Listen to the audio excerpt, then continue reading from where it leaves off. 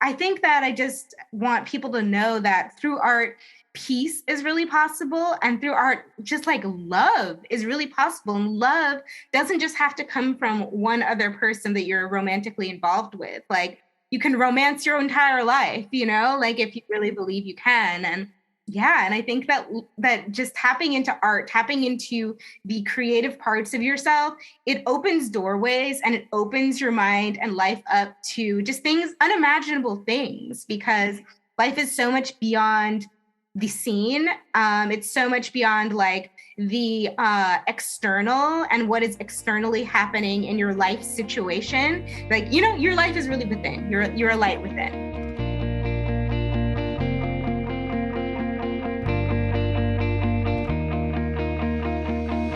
Hello, and welcome back to Seek the Joy podcast.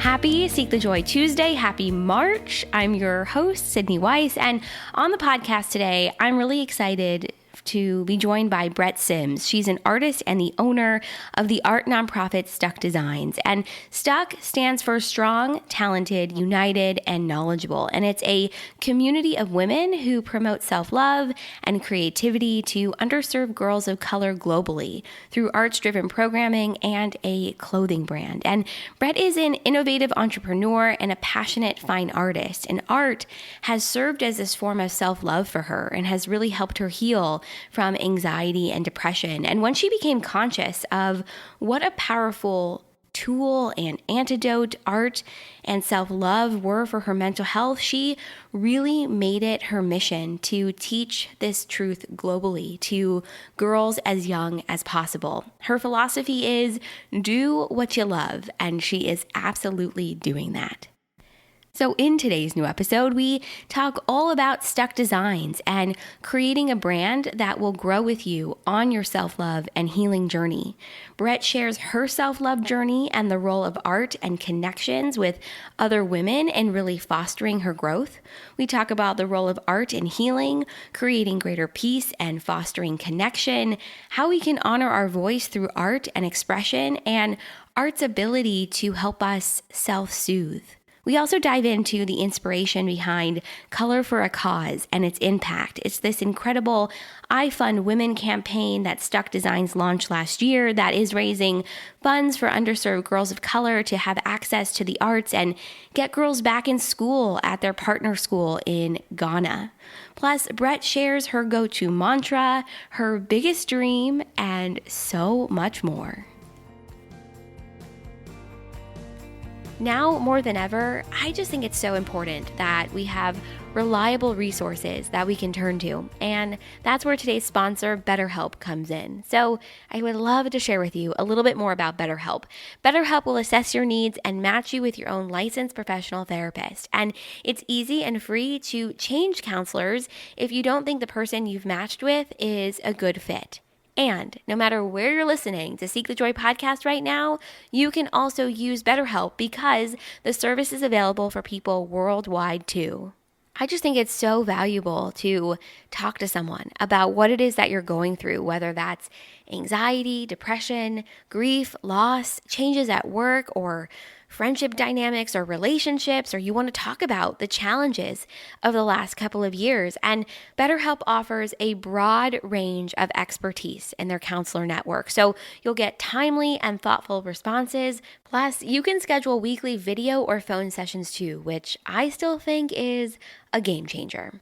I really want you to live a happier, more joyful, and just ease-filled life. That's why I share these conversations with you. And so I'm just excited to share that as a listener of Seek the Joy podcast, you will get 10% off your first month by going to betterhelp.com/seekthejoy. Join over 1 million people and counting, taking charge of their mental health with the help of an experienced professional. That's BetterHelp, HELP.com/seekthejoy. The link will also be included in our show notes. Today's episode is a lot of fun. I think you're going to love it. I think you're going to love Brette's energy and what she shares about the role of art and healing and its connection. And something that we don't often explore is the role of creativity in our own healing journey. So I'm excited, as always, to hear what you think about this one. Make sure to join the conversation on our social media channels, Instagram, Facebook, Twitter, and LinkedIn. We are at Seek the Joy Podcast everywhere, no matter where you're tuning in right now. Apple Podcasts, Spotify, YouTube. Make sure you hit like, follow, leave us a 5-star rating and review, hit subscribe. It really helps the show get seen by new people, and share with the world what Seek the Joy Podcast is all about. I think that's all I've got for you for today's new episode. I just know you're going to love it, and I'm excited to dive in. So without further ado, here is today's new episode with Brette Sims, founder of STUK Designs.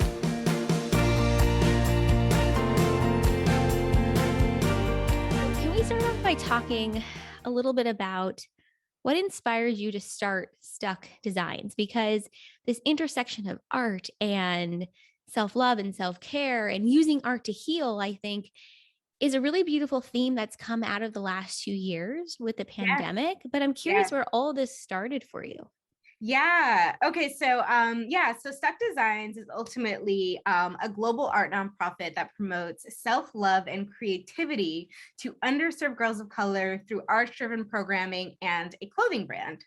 And so for me, how it really started was in college. It was actually my senior thesis project. And Really? yes, That's cool. Yes, but it was very bare bones, right? Yeah. So like I started it with one of my best friends in college, and the idea was to have an art brand for women of color. But so she was actually Chinese and I'm African American. But like we just had this vision of like, yeah, like we need to have this some kind of like wearable art with a message for women of color. But that's kind of how bare bones it was in college. And I always, though, had this vision and this inner knowing that it was something that a brand that needed to grow as I grow and to evolve as we evolve. And that was always the concept of it. And then in my head also, I always knew that full circle, it would ultimately be a nonprofit. But, you know, I didn't really know how to get from like A to Z. Like I didn't. It's like you have the idea, but it's like, how do I actually do it? Yeah, for sure. Exactly. So, but I just wanted it to be really authentic, and I wanted it to literally, because you know, companies change and shift and pivot and grow. And so I kind of wanted to be transparent from the beginning as, yeah, this is my company, but it's going to evolve and grow as I do. And it, you know, it's ultimately going to grow and expand, and it completely has. But so basically after college, you know, I kind of evolved it into a like an art firm, like a design kind of agency. And so I started designing for a lot of women and doing art for a lot of women. And that's kind of how the community started growing, because I did like these logo illustrations for women that also embedded positive affirmations, you know, either about their business or just like, you know, about life in general. And so then I started, you know, embedding all of my illustrations with these like positive affirmations. And now my illustrations are on t-shirts and pillows and mugs. And so it just started like, you know, evolving literally as I evolved. But I always knew that it was a brand that was definitely ahead of its time. And when I created it in college, so I'm 34. So my college, I graduated in like 2009. In 2009, no one was talking about manifestation. No women existed. No. There was nothing. There was no support. There was no, so those of us who were kind of, you know, like coming into our awareness or of our knowing of self, then we had no resources, right? So my vision was for it always to be a resource, a connection of self-love and art. But, you know, for the time when people could really understand it, for the time when people really needed it the most. So now we are in that time. We're in that moment right now. We're in that moment. Yeah. And so it's really important and pivotal during this time, but still it's like people are just kind of really waking up and to its importance, to the importance that like the arts have right now during this time, because people are almost too plugged in at this point, you know? That's interesting. Yeah. Yeah. And we really need an outlet. And our kids need an outlet because I saw a quote that was like millennials, as I'm a millennial. Me too. Me too. Yeah, I'm with you. are the only generation that, lived this kind of like unplugged lifestyle before, the internet craze and before Totally. Instagram, whatever. And then we also lived our youth in this age that was completely full of the internet. So we understand the best of both worlds. And that's why I think that millennials are definitely meant to lead and meant to lead during this time, because we understand the importance of both, but you can't have one without the other. And you need to have that offline consciousness, mixed with that online, intelligence. And it's like, you need to be able to run, command, and own the internet and not let it run and command and own you. Ooh, that's so good. Okay, there's so much that you just said that I want to dive into. So I'm happy to always talk to someone who remembers, like me, when we had to like dial up internet, like AOL, and like no one could use the landline. My dad still uses AOL. No, okay, Mom, I'm shouting you out, but she also still uses an AOL email address. And I'm always like, just use Gmail. She's like, no, everything is on my AOL. And I'm like, okay. I don't even, by the way, couldn't even log into any of my AAM emails or screen names. If I tried, don't even know what those passwords are at all. But something that you were talking about is that from the very beginning, you wanted to create a company, a business, a brand that could grow and evolve as you did. Yeah. And I think this is such an important thing to reflect on and talk about, because the truth is, when we create something, it's going to shift. Right. It's going to change. But often we don't give ourselves that space, that room, that grace to actually allow it to change and be okay with it. So it's this recognition of, hey, I'm going to grow and I'm going to evolve. I'm a human being. I'm going to learn new things. My perspective is going to change. And that means everything I create at the same time or with it, or even before or after, is going to change with me. And it's a level of acceptance and that it's okay. And I'm curious, you had that mindset from the beginning. What has that been like for you? Like watching things change as you grow and you change? Because so when you were graduating college in 2009, that's when I was graduating high school. And so I graduated in 2013 from undergrad. And even then I feel like conversation about self-love, connection, this was just sort of beginning with Brene Brown at that time. Right. It was just sort of starting, and it wasn't as prominent as it is now. So I'm curious what this has been like for you, watching things, watching your business, watching the nonprofit, watching everything change. Right. You do. Because there can be sometimes, I think, judgment, right? And completely. Totally. So much judgment. Yeah. But I think I was really lucky, or I honestly should say blessed, because when I went to college, I just kind of went with an open mind, like, hey, whatever happens, happens. But I was paired with roommates who I still am really close with today, who aligned completely with my mindset. And I don't think that I would have been able to move forward in my journey with my self-love, my journey of entrepreneurship, really without them, because they were my community, because online community of manifestation, of like being present, the power of now, of meditation, like all this stuff wasn't really mainstream. It was definitely not trending. So we were kind of just on our own and figuring it out on our own and finding obscure books. Like, I believe the first book my college roommate recommended me was The New Earth by Eckhart Tolle. And he got it from Oprah's book club. And so, we would just pull these like obscure kind of resources at the time. Now they're kind of more mainstream. It's so much like, it's so interesting. Like, yes, back then it was totally obscure and diving in. I remember it was like 2013 and I was reading Many Lives, Many Masters by Brian Weiss. And I didn't really share with anybody that I was reading that book, because it was kind of should we? Like, is it like, yeah, exactly. And now it's so much more mainstream. Yeah, things have totally changed. Right. So I feel like I've been in this mindset of like, is it time yet? Like, is it time yet? Yeah, because I have all these illustrations that have these things, like they say these powerful things like like speak your mind, or like, speak here, see no evil, or like, even self-love first, but they're really just affirmations that need to be really held onto during this time, because it's really easy to lose yourself in the like sea of like toxic media, the sea of like toxic social media. And also with this, the race debate and culture, I think it's just so important to understand and know and stand up for who you are. And then also be able to learn how to share and speak your voice, so then you're able to advocate for others, and to learn how to love yourself first, so then you fill your own cup, up like to the brim first, before you're able to then, reach out and help others even more. So it's been a journey, but I've been really lucky to have just profound support, and then support of women, and I did go to an all-girls high school, so I'm kind of like, I understand the importance of like community of women, and like how much that can bring to business, especially if you're a woman entrepreneur.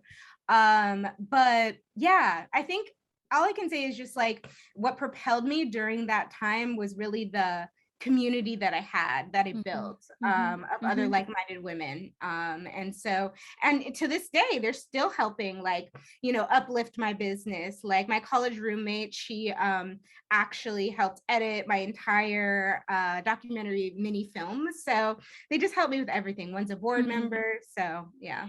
Something you said was the importance of knowing your voice, so that you can really honor where you're at in the moment and fill your own cup up. And I'm curious about the role of art in allowing you to know your voice and allowing you to heal.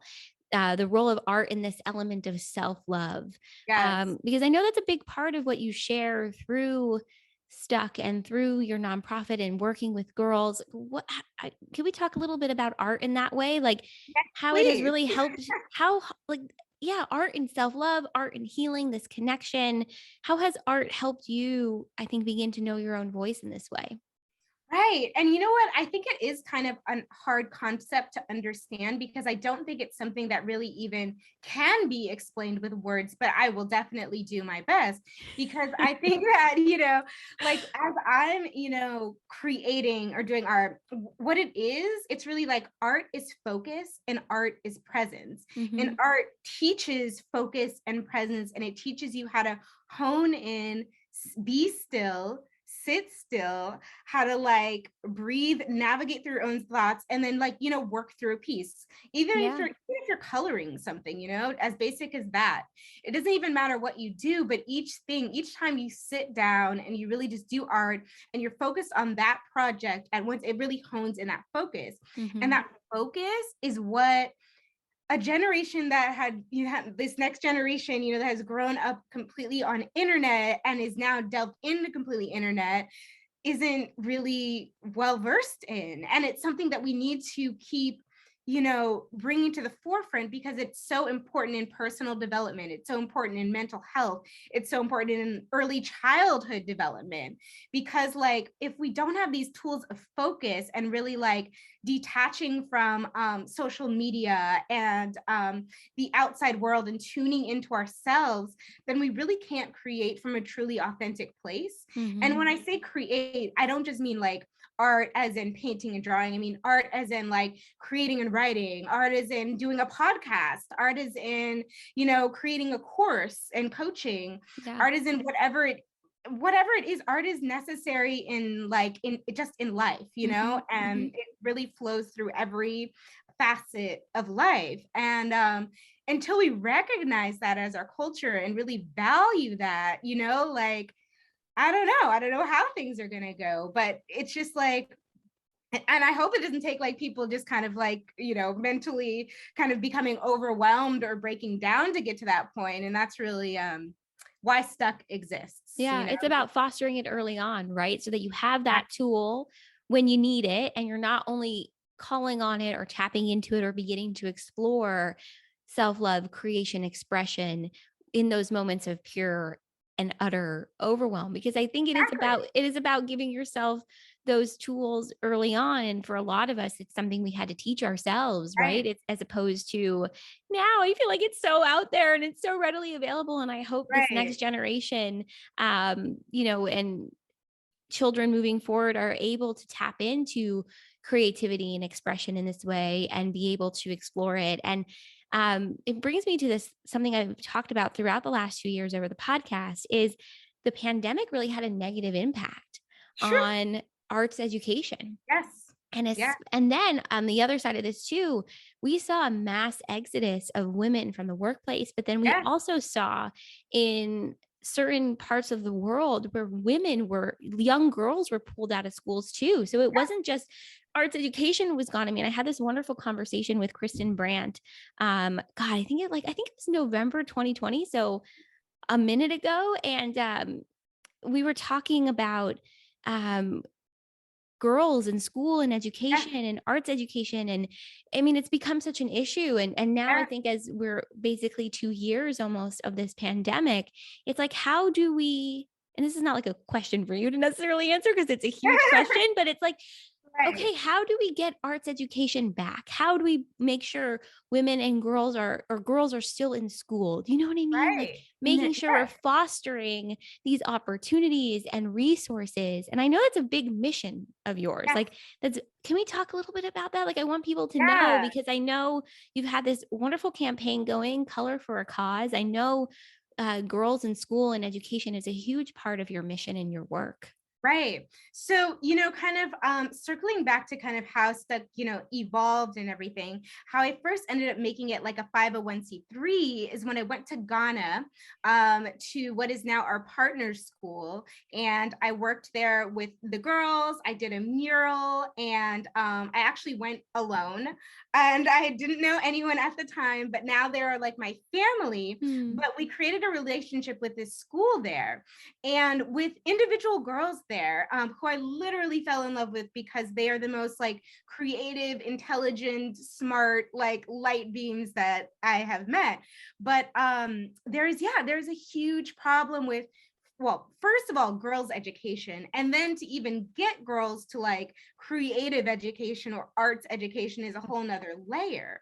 But yes, during this pandemic, we've worked so hard to get girls, like to keep our girls in school that are there.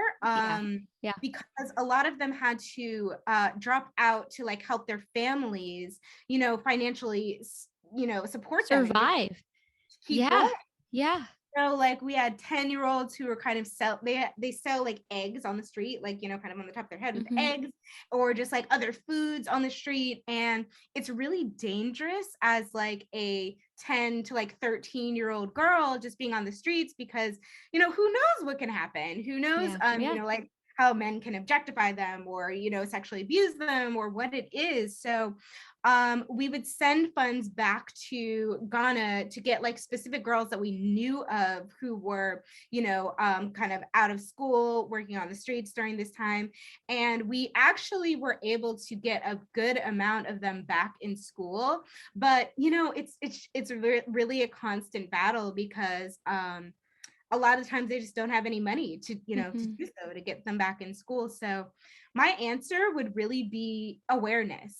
And, something that me and my friend Stacy, who is a part of STUK Designs as well, say is that, we do this because we want to make it like easier on other girls, like we want our journey to, like not be so hard on other girls. We want to be more simple, more fluid, more, just that have them to have more life in it, because it was so hard for us. And I think it's really just awareness, which is why the Color for a Cause initiative existed and evolved and came to be.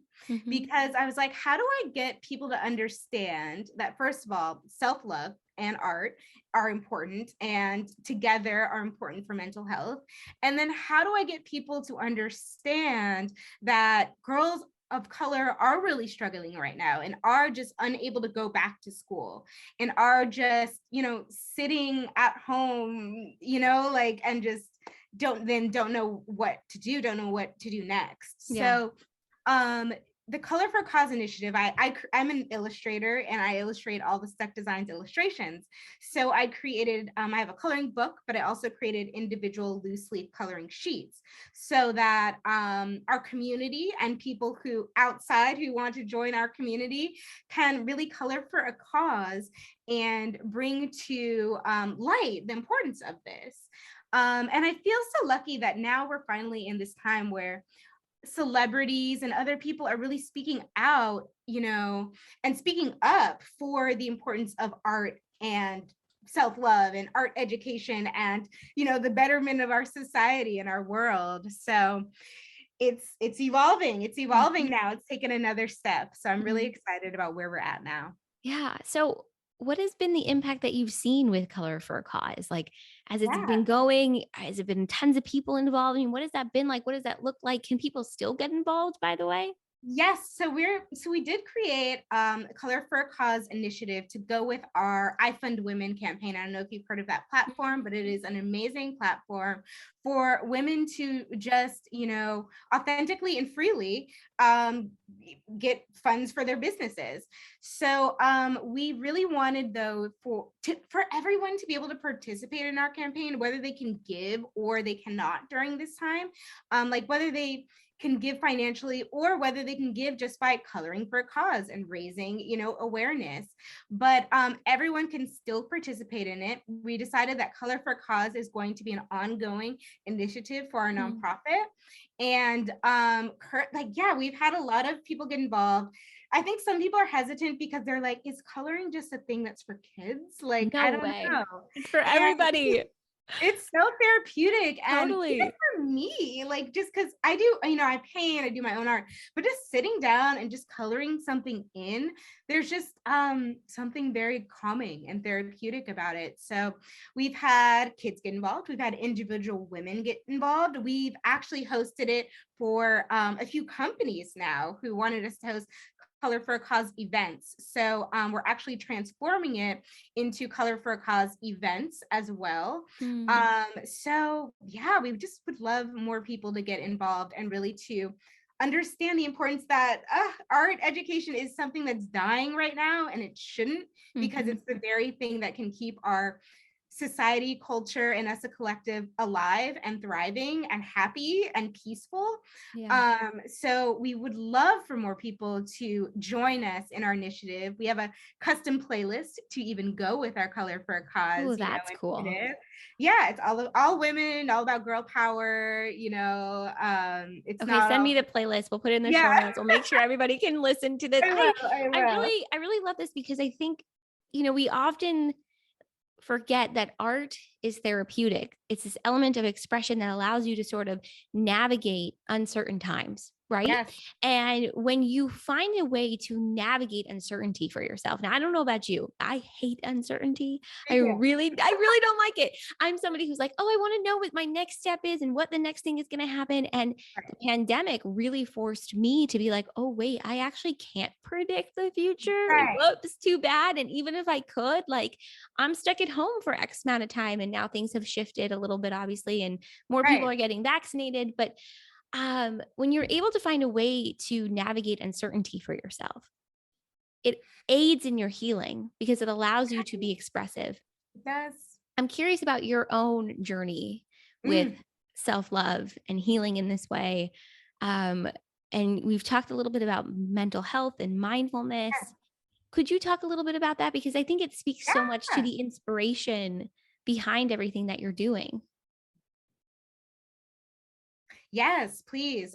So for me, it's definitely been a journey. I will say that, it's like change is half and half. I have multiple mixed feelings about it because, I'm a Gemini and I'm like free flowing, but then I have a Taurus moon. I'm just very like, change is so uncomfortable. Oh my God, I have a Taurus moon too. So no wonder we're both like, wait, what's your rising sign? Aquarius. Okay. So I'm Aquarius sun, Taurus moon, Cancer rising. So interesting. The way you present yourself to the world is that of an Aquarius. Yes. No wonder you and I are really just jiving right now. I love it. I Yes. was like, no And, wonder we're so excited to sit down with each other. right. And as some people say, we're moving into, this age of Aquarius. Yeah. But whatever you want to call it, it's definitely a new age and a new time. Mhm. But for me, in my home, I never learned or even knew that self-love was a thing. And I didn't understand it. I didn't have like a concept of like what it was. I like was completely ignorant of it until I got to college. And I met these amazing women who were so like powerful, my roommates, and we all kind of delved into it together and like, kind of started learning things and sharing things with each other to really heal ourselves and our own like, family traumas and family issues. And for me, I've always dealt with some, mostly anxiety, but some seasons depression also. Mhm. And for me, art has always just been something I've done to heal me and move me forward in that. And I really do think it has saved my life in many circumstances because change is often, it's so hard sometimes. And it just feels like almost like like an ego death, just like a death within. And art is such an outlet and can provide like a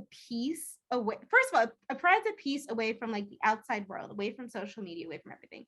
But then it can even provide like an outlet and peace away from just that uncomfortability of change and just that feeling that is like change and just is that discomfort. It soothes it. So, and it's a way to self-soothe yourself, and it's a way for you to connect back to yourself.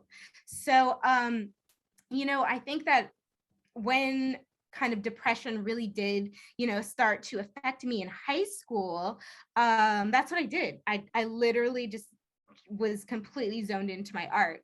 And it evolved in crazy ways because I used it as a tool to kind of heal that, depressed part of myself. And once I kind of figured that out for myself, I was like, wow, this is really powerful. And I think other people need to learn and understand what a powerful tool it is in healing, mental health issues, Yeah. whatever they may be. Yeah. It's about letting it out versus keeping it in, because the longer Yep. you keep it in, the more it festers and the larger it gets. And whether that's a thought, an emotion, a fear, a concern, or worry, whatever it might be, it's so powerful to share. And I love what you Yes. said about how powerful your roommates were, because it's about diving deeper with other people and Yes. creating connection and having a sense of shared vulnerability with other Yes. people. And I don't know about you, but when I got to college, I was so scared to be there because I was so nervous. It was Yes. such a different change from being in high school. And I don't think I even really started opening up in a meaningful way to my close friends that I still have from college until we were out of college. When you Mm-hmm. start to, I think, come into your own and do that work and realize, oh, like there's a lot that we can learn from each other when we decide to open up and share. Right. Right. When we decide to have that moment, and it's scary. Like I'll never forget the first time I shared something that felt super vulnerable with a friend. And I thought, oh my God, she's going to totally reject me in this moment. This feels like a big risk, right? All Right. the things Right. like, oh my God, she's going to think I'm all crazy, like all the things. And then she looked at me, she says, oh yeah, I totally had that kind of a moment too. And then shared her experience. And I felt like, oh, like you started to feel like you could Right. relax a little bit. And again, I sometimes think conversation can Yes. be art, because Yes. conversation is a form of expression, and it's the way in which you can connect, make someone else feel comfortable, make yourself feel comfortable. I just love this because you've said this a million times in our conversation. Like, art is not just drawing, it's painting, it's podcasting, it's talking, it's connecting, it's any way in which you get to express what's on your heart. And I think Yep. that is so beautiful. In your shirt, by the way, for everyone that's not watching on YouTube but should, it says self-love first. But to get to that self-love first, you've got to be willing to be okay and vulnerable with yourself and Absolutely. really like be honest about where you are in the moment. And it sounds like when you got to college, that was the moment that you're like, okay, this is really where I'm at. And this is what I want to dive into. And without even realizing it, probably it sounds like art was just that catalyst for healing. It was. It completely was. But also, I think other women were my catalyst for healing because, Yes. kind of what I experienced in college was different than just even like telling opening up to just like a random friend about it, because these were girls that I like couldn't really hide from. We couldn't hide from each other because we No, lived you together. live together. Like you can't hide from someone or something when you are in the same shared space every day. Yeah, there's no way. Right. Mm-mm. And so it's so interesting because we're all entrepreneurs now. Mm-hmm. We like, one wrote a book, one is like a producer, filmmaker, one is a filmmaker, photographer, like one wrote another book, like, but we just it was just kind of, I think sometimes you just can't really even explain how things come together, because it's just like what happened was meant to be. Like, we were meant to be roommates during that time for each of our personal journeys, and I think each of our self-love journeys, because we were also green about it, but like we together we put our minds together to really kind of, and resources together to teach ourselves, to teach each other, to like move each other forward in what we ultimately want to do. And now that it's been so long, but like we're circling back to each other and we're working together again, we're promoting each other's things, and we're like using each other as resources again. So I think it's really important that, like, to know that your self-love journey does come full circle, and it feels green and new and uncomfortable, and you don't always know where you're going or ends up, but it's like, what's that phrase? It's like, the more things change, the more things stay the same. But you got to be bold enough to change, for things to kind of like circle back to the way in which you love them. You need to be bold enough to change. You need to be bold enough to take that risk, that step forward, not knowing where it's going to land. Because Brett and I have talked about how we don't like change and we don't like uncertainty, but you've got to be willing to step into those things in order to see how it's all going to evolve and kind of come full circle. Is there anything you wish people knew about the connection between art and self-love that maybe they don't know, or we don't recognize, or we don't realize is part of that journey? I just think that, like, people don't really talk about I mean, because I don't think it's something that can be put into words, but people don't really talk about the inner feeling, the inner utter like discomfort, or just like, it's sometimes unbearable, the feeling of like change, and the feeling of like jumping out of depression and jumping out of that feeling. But I guess I would like people to know that peace from that really is possible, and peace from like battling that and your inner demons and whatever it is, like, it is possible, but you have to find focus, and you have to find another outlet. And like, once you find that focus and outlet, it's like community is also drawn to you, because you're tapping into that which is your most authentic self. And I think that we are coming into a season that calls for walking in the most authentic version of yourself as possible. And it's, quote unquote, the age of Aquarius, whatever you want to call it. We're walking into a more free flowing, chapter of existence, and people just don't really, it's hard to like break away from structure, it's hard to break away from what but I think that I just want people to know that through art, peace is really possible, and through art, just like love is really possible, and love doesn't just have to come from one other person that you're romantically involved with. Like, you can romance your entire life, like, if you really believe you can. And so and I think that just tapping into art, tapping into the creative parts of yourself, it opens doorways, and it opens your mind and life up to just things, unimaginable things, because life is so much beyond the scene. It's so much beyond like the external and what is externally happening in your life situation. Like, your life is really within. You're a light within.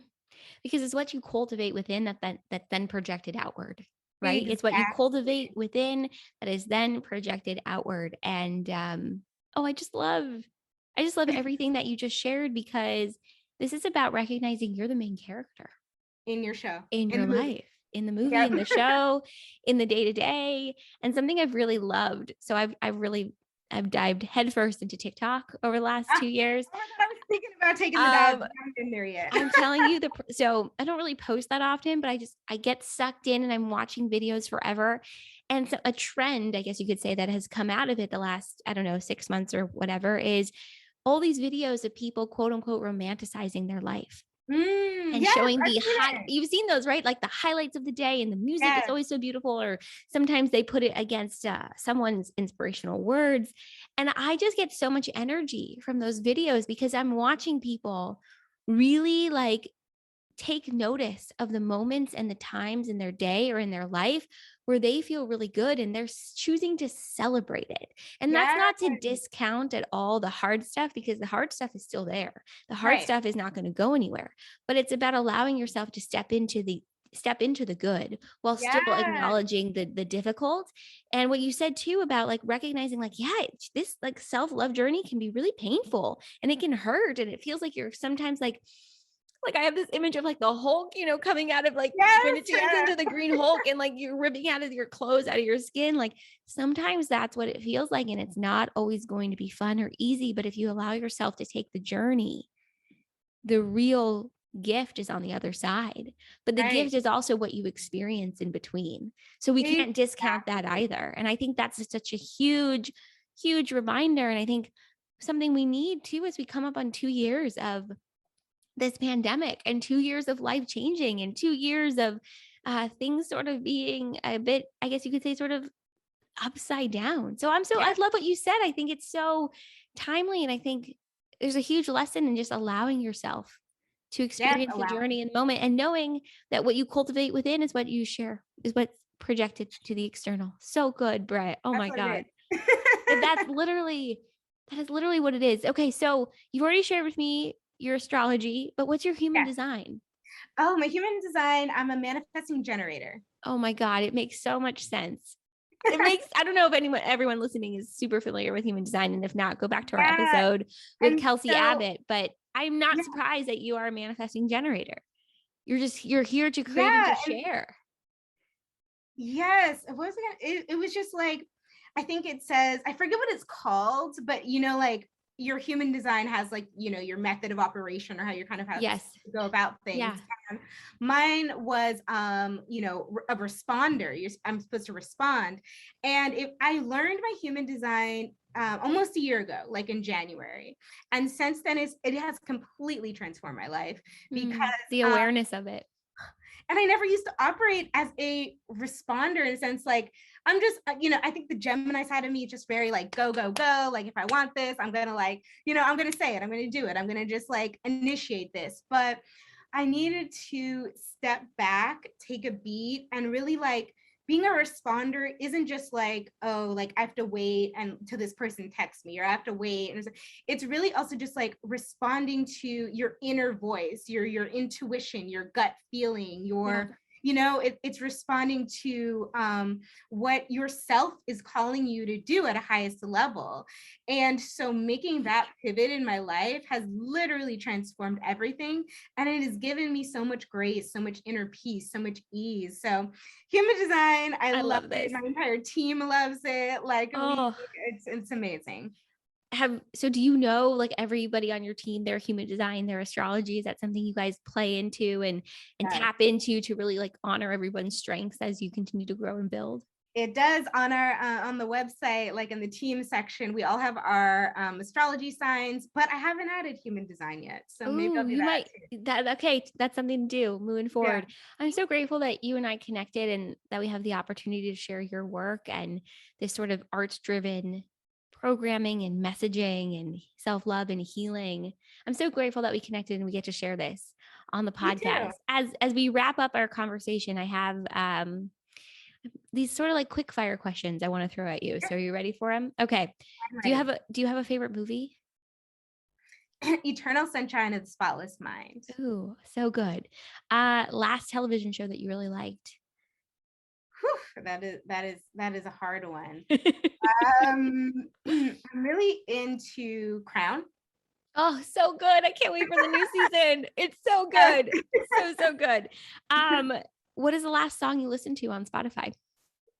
Because I just listened to it. It's called Sunday Best by Princess Nokia. Ooh, okay. I'm gonna have to check I that love out. it. Do you have a book sort of centered in the space of self-love and healing that you've really loved or that you would recommend to people? The first one that comes to mind is The Power of Now. But I will also say Eat, Pray, Love was kind of something that really fueled the very beginning of my journey. So, and it's way better. Like, don't watch the movie. Don't rely on the movie. The movie is not good. The book is everything. Okay. All right. That's an awesome recommendation. Yeah. Okay. My last question for you is, and this is really the question I love to ask everybody that comes on the podcast. And that is, what is your biggest dream? My biggest dream is just for more women. I mean, hey, all women, if possible, to, awaken to the fact that everything they need, all the love that they need is already within themselves. And if you just tune in and tap in, you can really find that inner peace. You can find that inner guidance. You can find that inner clarity. And so I guess my real dream is, for teaching girls young enough this truth so that they can more easily and fluidly mature into and evolve into just like these fearless women who just, do what they love and, and can inspire and elevate the collective as they do it. I love this. Thank you. Thank you for coming on the podcast. Okay. So where can everybody find you, find STUK Designs, find Color for a Cause, get involved and connect and learn more? Yes. So all of our social media handles are at STUK Designs, and that's STUK Designs. It stands for Strong, Talented, United, and Knowledgeable. And then our website is STUK Designs, STUK Designs.org. And you can color for a cause on there. There's a big tab that says Color for a Cause. You can't really miss it. But you can just go print out a coloring sheet. And our playlist link is also there. So you can, turn on a playlist, zone out, vibe out, use art as an outlet, find your inner peace, find your inner flow if you're feeling off, out of balance, out of whack, because these times are crazy. And, we all feel that. Amen to that. Okay. Everything's going to go in the show notes. So everyone head on over to seekthejoypodcast.com/show notes or hit the link right underneath our conversation that you're tuning into right now. Everything's going to be there. And, Brette, I just so appreciate this conversation because I don't know how often we talk about the connection between art and self-love, art and healing. And art is just totally vital, I think, in life in general, but especially during moments of uncertainty as an outlet and to express yourself. So thank you for this. This was wonderful. It is. Oh, I do have actually one final note. Yeah, for sure. We are actually still campaigning for with iFundWomen. And we're just really raising funds and also awareness for more girls of color to have access to the arts, because if you guys look it up, I don't know how well versed you are with this subject, but women of color are very much excluded still from the art world, and girls of color, just because of the lack of opportunity. So we would love for you guys to tap into our campaign also, and you can't miss it. It's on the site as well. Perfect. And then I'll put it in the show notes too, so everyone can check it out and get involved. So I love it. Thank you, Brette. This is wonderful. Yes, thank you. Thank you for having me. This has been beautiful. Oh, you're so welcome. All right, I'm going to stop recording. Seek the Joy podcast is a production of Seek the Joy Media and created, produced, and hosted by me, Sydney Weiss. You can tune into all of our episodes on your favorite podcast platform. And if you're enjoying the show, hit follow and leave us a 5-star rating and review. Make sure to join the community, join the conversation on our social media channels, Instagram, Facebook, Twitter, and LinkedIn. We are at Seek the Joy Podcast everywhere. And don't forget, you can actually watch today's new episode and all of our episodes on our brand new YouTube channel. Click that link in the show notes to subscribe and tune in. As always, thank you for being here. Thank you for listening. And I'll see you right back here next week for another Seek the Joy Tuesday.